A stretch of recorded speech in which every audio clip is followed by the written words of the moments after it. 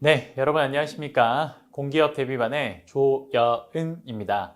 오늘은요, 우리 지난 시간까지 기업 경영 전략에 대해서 이론 부분을 함께 살펴봤는데요. 오늘은 우리가 배웠던 기업 경영 전략이요, 과연 현실에서 기업들이 정말 어떻게 활용하고 있는지를 함께 좀 살펴보도록 하겠습니다. 아시겠죠? 그러면 우리 현실의 실무에서 이러한 기업 경영 전략을 어떻게 활용하는지를 한 가지 예를 통해서 살펴보도록 할게요. 많은 기업들이 있습니다. 대한민국에 여러분도 아시다시피 정말 많은 기업들이 있는데요. 그 중에서 아무래도 좀 대중적으로 많이 알려져 있고, 그리고 우리가 정보를 찾기도 좀 쉬운 그런 기업들을 우리가 공부할 때 활용하면 훨씬 더 이 개념이나 이해가 더 잘 와닿습니다. 그래서 쌤도 오늘부터 우리 끝날 때까지요, 어느 기업을 가지고 함께 이 사례로 분석을 할 거냐면요, 바로 한국의 가장 대표 기업인 삼성을 가지고 한번 해보도록 하겠습니다. 그 중에서도 가장 유명한 삼성전자로 여러분들과 함께 좀 설명해 보고자 합니다. 자, 삼성전자라는 기업이요, 과연 이러한 기업 경영 전략을 어떻게 활용했는지를 함께 좀 살펴보도록 하죠. 여러분들 혹시 최근에 그런 기사 보신 적 있으십니까? 삼성전자가요, 비메모리 반도체에다가 약 150조의 돈을 추가로 이렇게 투자하기로 결정했다라는 그 기사 보신 적 있으실 겁니다. 아마 이런 내용일 텐데요. 뭐였냐면, 아마 여러분들 신문 기사에서도 보셨던 것처럼요, 뭐였냐? 삼성전자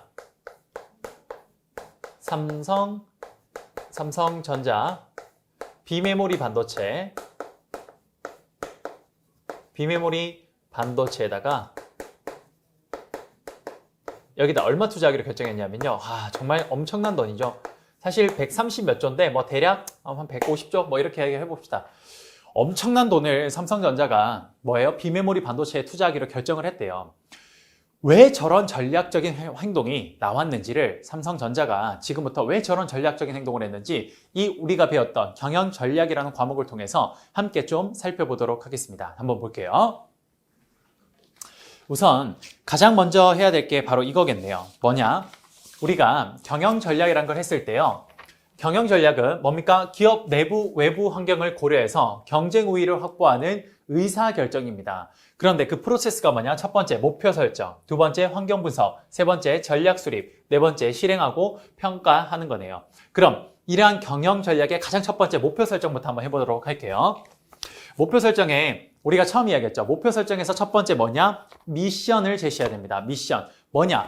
Why? 우리가 왜 존재하는데 그거부터 이야기를 해야 되는 거죠. 그래서 삼성전자의 존재 이유에 대해서 이야기를 해보면요, 삼성전자 존재 이유가 뭐였습니까? 그렇죠. 사업 보국이었습니다. 그래서 사업을 통해서 국가를 보위한다, 국가의 발전에 이바지하겠다. 이게 바로 우리 삼성이라는 그룹이 존재하는 이유라는 거죠. 그럼 그러한 삼성이 존재하는 이유를 바탕으로 우리 그 다음 뭘 해야 되냐? 그럼 우리가 존재하는 이유가 바로 사업 보국을 하기 위해서 존재하는 건데, 그럼 사업 보국하기 위해서 무엇을 해야 되는데? 그렇죠. 그 무엇. 그게 뭡니까? 비전을 제시하는 겁니다. what에 대한 거죠. 그럼 삼성전자는 이 사업 보고를 하기 위해서 무엇을 해야 되냐? 바로 이겁니다. 인재와 기술을 바탕으로 세계 최고 품질의 제품과 서비스를 우리는 생산하겠다는 거죠. 뭡니까? 세계 최고 품질의 제품을 생산하는 게, 그게 바로 우리가 사업 보고를 하기 위해서 해야 되라는 거죠. what이라는 거죠. what, 해야 되는 거라는 겁니다. 그럼 그걸 통해서 무엇을 해야 되는지 이야기를 했으면 이제 어떻게 해야 되는데 그 이야기를 해야 되는 거죠. 바로 그 가치. 우리가 뭐예요? 세계 최고의 제품과 서비스를 생산하고 창출하는 것. 이걸 어떻게 해야 되는데? 그래요. 5가지 가치가 있었습니다. 뭡니까? 인재 제일, 그 다음 최고 지향, 세 번째 변화 선도, 네 번째 정도 경영, 마지막 5번째 상생 추구. 이렇게 5가지가 있었죠. 이 5가지를 통해서 어떻게 우리가 하고자 하는 그것들을 달성할 수 있다는 겁니다. 바로 첫 번째 미션, 두 번째 비전, 세 번째 가치, 이 3가지를 우리 목표 설정에서 배웠네요. 그러네요. 삼성이라는 기업은 이렇게 목표를 설정을 했네요. 이러한 목표를 바탕으로 뭡니까? 구성원들이나 이 조직원들을요, 하나의 접착체로 이렇게 그러니까 응집할 수 있는 그것들을 삼성은 이렇게 설정을 했네요. 됐습니까? 그럼 삼성은 그러한 목표를 바탕으로 이제 환경을 분석합니다. 이 기업이 도대체 어느 곳에 투자를 해서 어떻게 전략적으로 행동을 해야, 그래야 미래를 우리가 아주 밝게 다가갈 수 있는지, 그거에 대해서 공부해야 되는 거예요. 그게 뭐냐? 첫 번째 전략, 그게 바로 경영 전략인데 그걸 시작하는 단계가 바로 환경 분석이라는 거죠. 왜? 적을 알고 나를 알아야 그래야 우리 100점 불패입니다. 절대 지지 않아요. 그러니까 환경 분석부터 해야 되는 겁니다.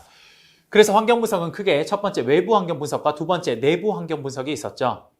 바로 그 첫 번째 외부 환경 분석의 가장 처음이 뭐였습니까? 거시 경제 환경을 분석하는 거였습니다. 그래서 우리가 그걸 어떻게 분석했냐? 경기 동행지수, 경기 선행지수, 경기 동행지수, 경기 후행지수 이 세 가지를 통해서 현재 경기가 화랑인지 불황인지 혹은 점차 퇴보하고 있는 건지 점차 성장해 가는 건지 이런 것들을 거기에서 확인할 수 있더라는 거예요. 그래서 그 세 가지를 통해서 우리가 경기가 어느 지점에 지금 와 있는지를 확인하고 나면 그 다음 두 번째 각각의 경기에 맞는 뭡니까? 유망한 산업들이 있습니다. 그 산업이 정말 유망한지를 분석을 해야 될 거예요. 그걸 분석하는 방법이 뭡니까? 그래요. 그게 바로 마이클 포터의 5 Force 모델이라는 거였습니다. 자, 그래서 한번 해보면요. 삼성전자가 목표를 설정하고 거시경제 환경까지 분석을 했습니다. 그를 통해서 이제 정말 이 산업 내에서 우리가 가지고 있는 이 산업이 정말 매력적인지 혹은 지금 산업이 어떤 상황인지를 확인해 보는데 자, 한번 볼게요. 삼성전자가 일을 하고 있는 곳이 뭡니까? 스마트폰 사업 쪽이랑 반도체 쪽이에요. 그러다 보니까 산업 내에 경쟁자가 어느 정도 있는지 확인을 해보니까 이런 전자제품 쪽의 경쟁자들, 국내에는 대표적으로 LG라는 기업이 있었고요. 국내 대표적으로 LG라는 기업도 있고요. 그 다음에 또 뭐 있습니까? 미국의 애플이라는 회사도 있었고요. 그 다음 최근에 중국의 화웨이라는 이런 신흥 기업들도 점차 성장을 해가고 있네요. 산업 내 경쟁자가 지금 어떤 상황이에요? 그래요. 산업 내 경쟁자는 생각보다 현재 많은 상황입니다. 여기는 좀 많은 상황이에요. 그 다음 삼성전자가 이러한 첫 번째 산업 내 경쟁자를 분석하고 난 뒤에 두 번째 공급자와의 교섭력이 어떤지 한번 볼게요. 삼성전자는요, 기존에 자신들이 어떤 반도체를 만들거나 핸드폰을 생산할 때 그러한 원재료 같은 걸 받는 공급자에게 상당히 교섭력이 원래 좋았습니다. 그래서 삼성전자는 공급 교섭력은 굉장히 굿인 상태죠. 굉장히 좋은 상태입니다. 그 다음요, 삼성전자의 제품에 대한 소비자의 교섭력은 어떻냐? 그렇죠. 소비자들의 교섭력은요, 요즘 워낙 소비자들이 뭡니까? 정보도 워낙 다양하게 받아들이고 또 소비자들이 워낙 기민하게 행동을 하기 때문에 삼성전자의 소비자의 교섭력은 상대적으로 나빠요. 배드합니다. 그러면 우리 산업의 매력이 현재 이렇네요. 공급자의 교섭력은 좋으니까 산업이 우리가 생각보다 매력적이고 유리한 위치에 있긴 하지만 산업 내 경쟁자도 많고 소비자의 교섭력도 낮기 때문에 산업의 매력도가 조금씩 떨어지고 있다는 겁니다. 즉 우리 삼성전자가 하고 있는 반도체와 스마트폰 사업에 대한 이 산업에 대한 것들이 좀 매력도가 그렇게 좋은 편은 아니네요. 그 다음 세 번째, 대체제 어때요? 최근에 그 대체제는 굉장히 많아지고 있습니다. 삼성전자의 스마트폰과 반도체 말고도 최근에는 이런 다양한 IT 기기들이 나오고 있기 때문에 대체제도 굉장히 많은 편인 거죠. 그러니까 이렇게만 봐도 사실 지금 현재 삼성전자가 하고 있는 뭡니까? 삼성전자가 하고 있는 스마트폰과 반도체 사업은요. 지금 생각보다 그렇게 매력적이 않다라는 겁니다. 이 산업은 그렇게 매력적이지 않다라는 거예요. 잠재적 진입자, 생각보다 잠재적 진입자는 굉장히 좀 작은 편이에요. 좀 작아요, 여기는. 소수라고 할까요? 소수? 잠재적 진입자는 거의 없죠. 왜냐하면 이건 사실 들어가려면 어마무시한 산업의 초기에 그 투자 비용이 필요한데 반도체나 이런 것들은 굉장히 그 비용이 비싸죠. 그러다 보니까 여기 지금 잠재적 진입은 소수입니다. 요런 건 좀 매력적이네요. 요거 좀 매력적이고 공급자 교섭력도 좀 매력적이네요. 사실 근데 요것도 요즘엔 굿이 아니죠. 왜냐하면 일본에 지금 우리가 너무나 당하고 있기 때문에 이것도 굿이 아니네요. 그러니까 전반적으로 이러한 산업을 분석해 봤을 때 스마트폰 산업과 반도체 산업은 삼성전자가 속해 있는 이 두 개의 산업은 그렇게 매력적이진 않네요. 그래서 삼성전자는 여기에서 뭘 분석할 수 있냐? 기회 요인과 위험 요인을 분석할 수가 있습니다. 첫 번째 위험 요인은 있네요. 스마트폰과 반도체 산업이 지금 계속 성장할 수 있는 그런 산업은 아니다라는 거. 그거 일단 알 수 있고요. 두 번째, 여기서 우리가 기회 요인을 하나 분석할 수 있습니다. 뭐냐? 여러분, 전 세계 반도체 시장은요. 이렇게 전 세계 반도체 시장에서 약 30%가 뭐냐? 약 30%가 이게 삼성전자가 하고 있는 메모리 반도체입니다. 메모리 반도체. 그럼 거의 대부분을 차지하고 있는 70% 이게 뭐냐? 이게 비메모리 반도체예요. 그러면 삼성전자가 전 세계에서 1위를 하고 있다는 건 그 반도체는요, 요거예요. 30%밖에 안 되는 요 메모리 반도체 시장. 여기에서 지금 1등하고 있는 겁니다. 그러니까 시장이 작죠. 그러니까 여긴 지금 굉장히 산업이 이제 성장할 때는 성장해서 그렇게 매력적이지는 않아요. 그런데 비메모리 반도체, 이게 뭡니까? 이게 바로 여러분 중앙 처리 장치 CPU 같은 거예요. 이런 쪽은 시장도 굉장히 크고 여기는 기술 집약적이기 때문에 잘만 해놓으면 여기 성장해서 굉장히 크게 성장할 수가 있습니다. 삼성은 이걸 본 거네요. 어떻게? 메모리 반도체 시장에서 현재 이 산업은 별로 매력적이지 않다라는 거예요. 그런데 비메모리 반도체 시장에서는 우리가 한번 해볼 수 있다는 겁니다. opportunity, 뭡니까? 기회 요인을 여기서 찾은 거예요. 첫 번째. 이렇게 해서 외부 환경 분석을 쭉 끝을 내고 나니까 자, 외부, 남을 알았어요. 그럼 이제 뭡니까? 내 자신을 알아야 되죠. 그래서 뭡니까? 마이클 포터의 가치 사슬 분석이라는 걸 한번 해봤습니다. 삼성전자가 내부는 이러한 행동을 하고 있어요. 이렇게 뭡니까? 이런 보조적 활동과 주활동을 가지고 있는데 이러한 보조적 활동과 주활동을 통해서 자신들이 이윤을 창출하고 있었네요. 이를 통해서 자신들은 뭘 구할 수 있냐? 그래요. SW, 자신들의 강점과 자신들의 약점을 여기서 찾아낼 수 있습니다. 삼성전자의 대표적인 강점은 뭡니까? 그렇죠. 이런 거죠. 뭡니까? 굉장히 생산력이 좋죠. 삼성전자는 대규모 공장을 바탕으로 굉장히 생산력이 좋습니다. 또 강점을 가지고 있냐?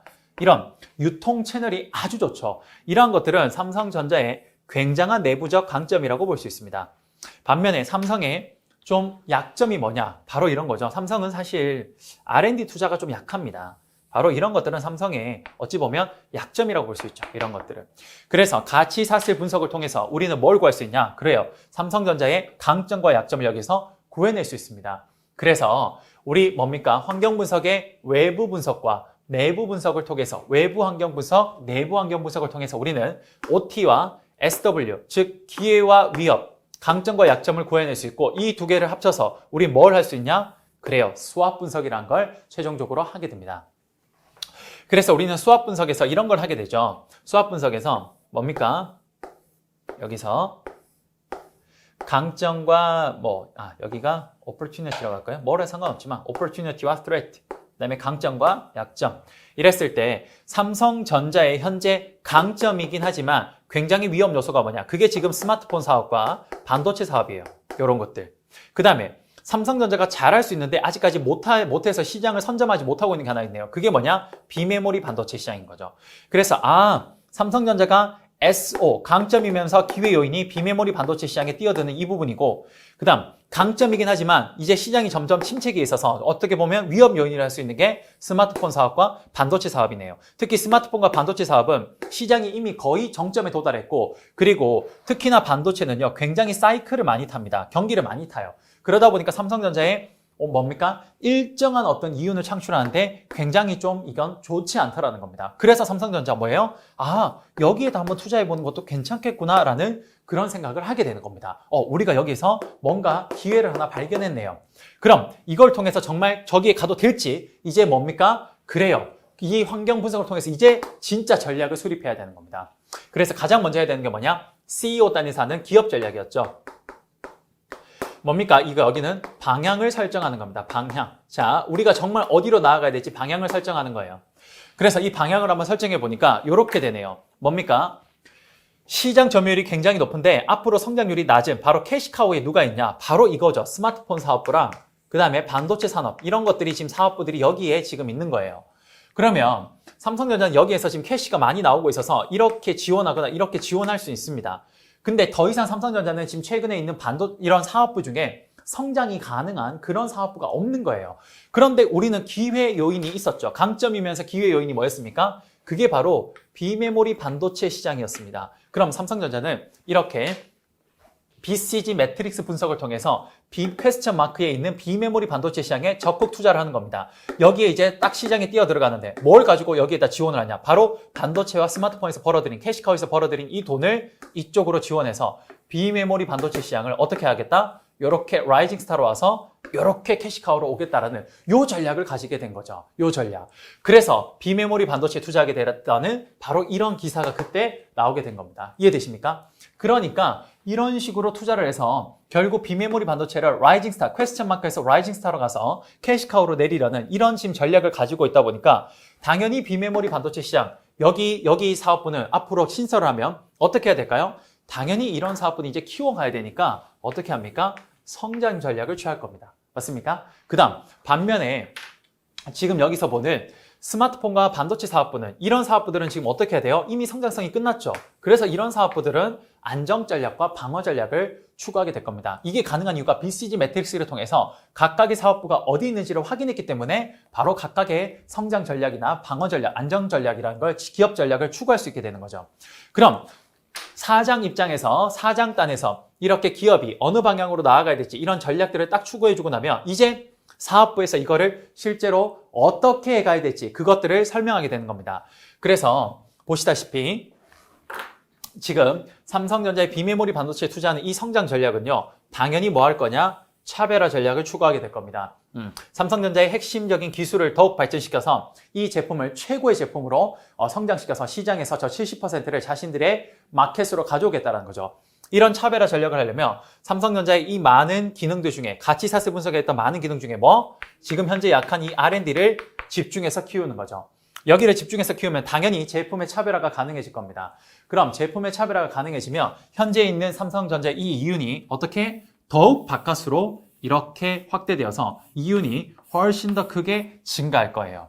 그 다음 이거 말고 자 지금 보시는 스마트폰과 반도체 사업부는 캐시카우이기 때문에 더 이상 성장이 좀 약하죠. 그러니까 이 기업들은, 이 사업부들은 어떻게 하냐? 안정 전략, 방어 전략을 추구하게 됩니다. 그럼 당연히 사업부 차원에서 어떻게 할 거냐?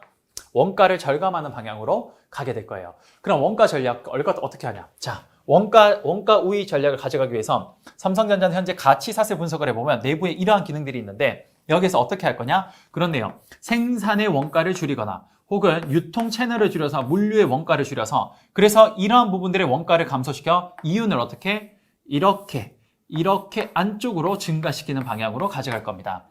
일반적으로 R&D처럼 적극적으로 성장을 통해서 이윤을 창출하며 기존의 회사가 성장을 해가면서 이윤이 바깥쪽으로 가지만 이렇게 원가 절감을 하게 되면 회사는 크기는 성장은 그대로인 상태에서 원가 절감을 통해 이윤이 안쪽으로 더 증가하는 방향으로 이렇게 하게 되는 겁니다.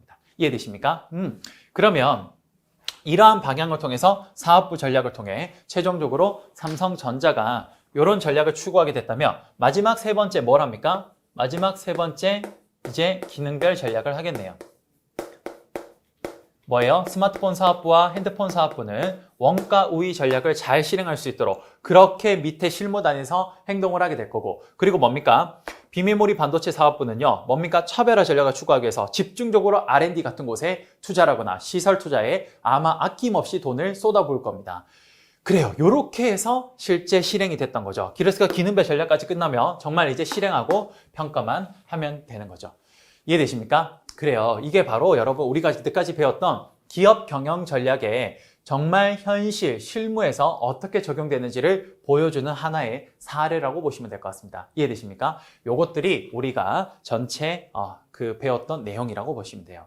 삼성전자가 왜 비메모리 반도체에다가 이렇게 적극적으로 투자하려고 했는지 여러분 이제 좀 아시겠습니까? 우리가 배우는 이러한 내용들이요. 정말 전혀 상관없는, 현실과 전혀 상관없는 그런 걸 배우는 게 아니라 정말 현실의 기업이 경영 활동을 하면서 필요로 하는 그 모든 것들을 이렇게 이론화해놨다라는 거. 그걸 한번 제가 좀 보여드리고 싶었어요. 그래서 이런 방향으로 삼성전자가 실제 목표를 향해서 나아가고 있다. 예, 그거 하나 좀 기억해 주시면 좋을 것 같습니다. 됐습니다. 여러분 고생 많으셨고요. 우리 기업 경영 전략은 여기까지 해서 마치도록 하겠습니다.